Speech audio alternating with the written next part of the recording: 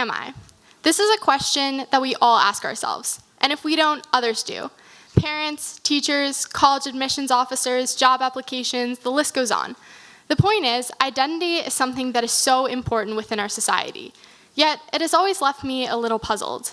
You see, my identity cannot be defined without the presence of my older sister, Sam. Sam has special needs, and she will never go to college, drive a car, or be able to be totally self-sufficient. How many of you guys know someone who has special needs? Raise your hand.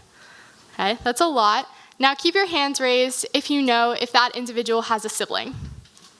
Still a fair amount. So the theme for this TED event is uncharted territories. And my personal story, and the story of siblings like me, is just that, an uncharted territory.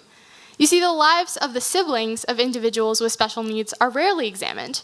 In fact, relatively little research has been done at all on the psychological effects of growing up with someone who has a disability. The little research that has been done has essentially found two main ideas. One, siblings will be more empathetic and altruistic, but two, they will also be more likely to exhibit symptoms of depression and a less positive adjustment later in life. The question is, why? Growing up as a sibling and not really having anyone that I could talk to about my experiences, I went to the internet to see if I could find out why I and other siblings like me could be having these problems. When I did, I came across a term, and the term is glass child. Now you may be wondering, what's a glass child? And you may think that the word glass is used because we are easily breakable. However, that isn't the case. Siblings of individuals with special needs are called glass children because people and family members often see right through them to their sibling who has disabilities. We are expected to smile and be good children so as not to cause more stress in our households, and we are expected to do whatever we can to hide our own problems for the sake of our family. So after coming across this term, I decided to revisit my own story and see if I fit into this identity of a glass child. Now, this wasn't exactly the most pleasant experiences. It wasn't fun to go, hey, let's go re-examine my sometimes painful childhood and go see what I can make of it. But for some reason, I did it anyways, and this is my story. My sister Sam is 2 years older than me, but trust me, age is only a number. Early on, I took on the role of being the older sibling because she simply did not have the capabilities to. For example, as I outgrew things like temper tantrums, she only got louder.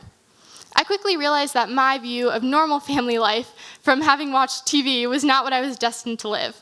It's kind of like watching High School Musical, having this big expectation of what your teen years are going to be like, and then you get there and realize that you can't actually sing your way through class.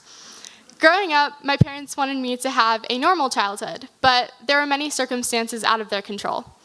As a 5, 6, 7, 8-year-old, I was dragged to doctor appointment after doctor appointment for all of the challenges that my sister faced. I would sit in waiting rooms trying to get my mom's attention, but she had to deal with the doctors and handle my sister. It's interesting. I was talking to my mom a couple months ago, and she said, Jamie, I wish I could have spent more time with you.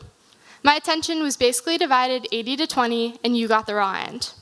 But the raw end did have some perks. I learned how to be extremely independent, and I read vigorously to escape reality. But I also learned how to tune things out. When I didn't want to deal with my emotions towards my situation, like feeling alone and neglected, I shoved it way down. I became bitter towards my sister, and I resented her because it felt like I didn't have my own identity. I felt like I couldn't talk to my parents about the way I was feeling because they were surrounded by their own questions concerning my sister's health. What is her diagnosis? What medicine can she take? What doctors can we see? Why is she still acting like this? They were stressed and angry and upset and confused, but what they didn't realize was that I was feeling all of that too, just as a kid. But I smiled like a good glass child and kept going, doing whatever I could to hide my own problems for the sake of my family. But as Sam and I got older, there were new and more serious challenges.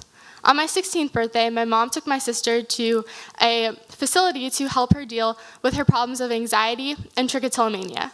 That's a big word, so I'll say it again, trichotillomania. It's a disorder that causes her to pull out her hair, and when coupled with anxiety and ADHD, it can be particularly chaotic. In fact, I have so many images of my sister pulling out her hair and yelling and hair is such a large part of my life that now whenever I see strands anywhere, I feel a physical urge to gag. My sister's disabilities were affecting me in ways that I could have never imagined, and I continued to feel isolated and inconsequential. And then this year, junior year, began. Sam started to have these major breakdowns where she would scream, screech, sob, bang on the walls and doors, and sometimes even us for hours on end and for no apparent reason. This was completely new territory. My sister is not a violent person. She can just be loud and unaware of how she's affecting others in social situations. But this was totally different. And the way that I dealt with it, the way that I trained myself to deal with it, was to completely ignore everything that I was feeling. Great plan, right? I wanted so badly to be fine, and I tried so hard to be fine, but the thing is, I wasn't.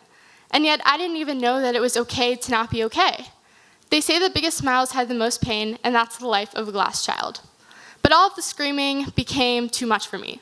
It hurt that she'd hurt me and couldn't feel sorry, that she'd caused pain and impacted the way that I began to feel tremendous anxiety when others were being loud and in my face.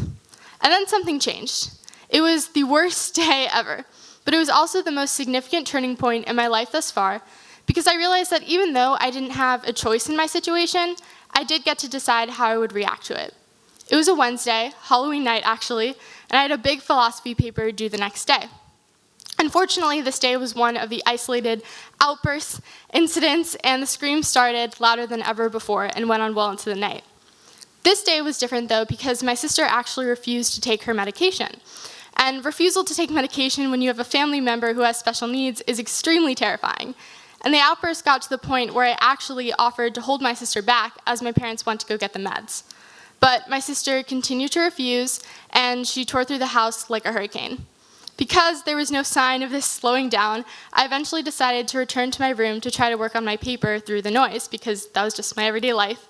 And it was going okay until about midnight, when my sister came bursting through my door, screaming, trying to grab me, being really loud, and then my parents burst in, and they tried to grab her off of me, and I just remember that everything was so loud.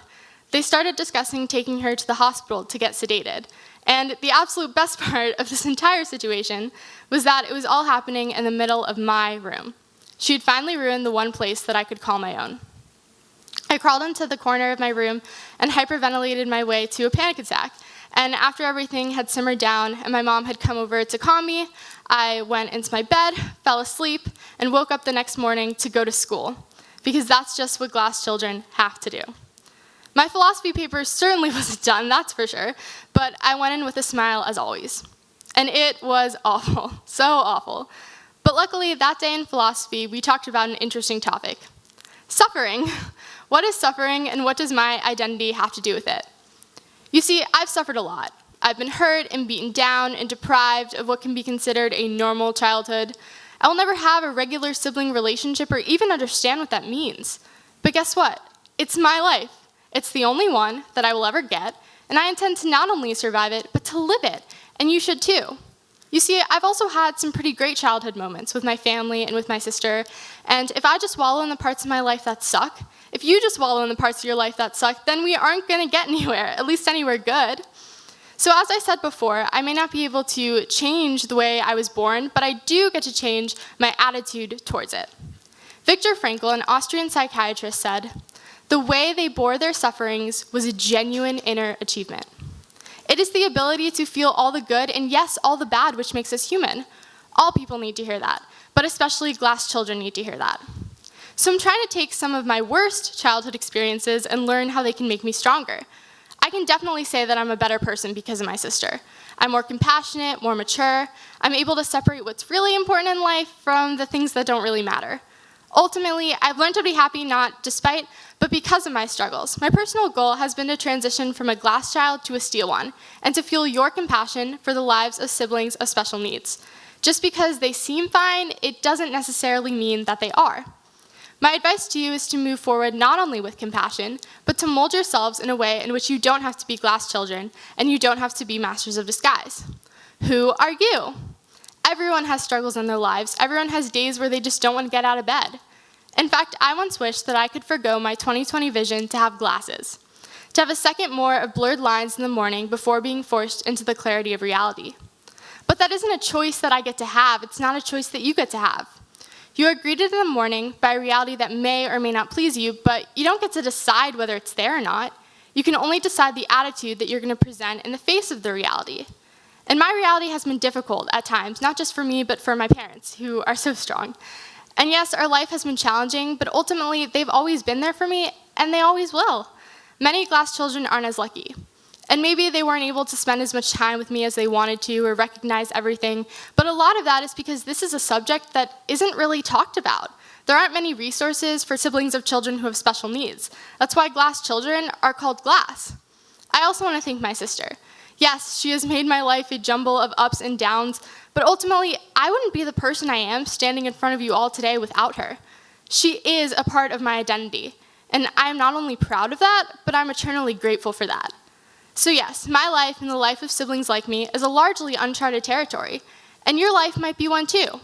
But what's important to remember is that there will be highs and there will be lows, but you must embrace all of that feeling in order to live a meaningful and ultimately fulfilling life. Thank you.